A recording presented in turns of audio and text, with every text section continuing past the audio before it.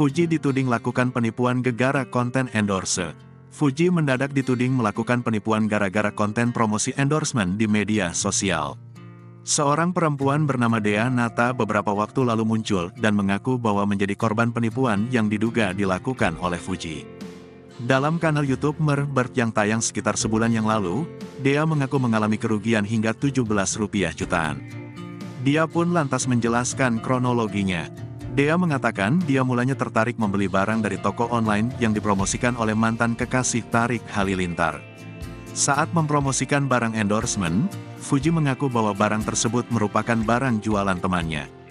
Awalnya kan buka Instagramnya Fuji, artis ini. Nah dia review kalau temanya itu lagi jualan. Jadi aku percaya, aku nggak mikir ditipu karena kan aku kira kalau artis yang lagi viral sekarang itu nggak akan nipu. Ungkap dia dikutip Senin, tanggal 13 Maret tahun 2023. Hal tersebut pun tak mengundang rasa curiga dari Dea hingga akhirnya membuat transaksi untuk pembelian 3 unit handphone. Akan tetapi, kecurigaan Dea Nata mulai muncul saat dirinya tak kunjung menerima nomor resi barang pembeliannya.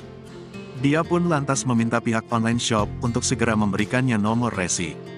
Namun pesan Dea tidak mendapatkan balasan, bahkan dirinya justru berakhir di blok.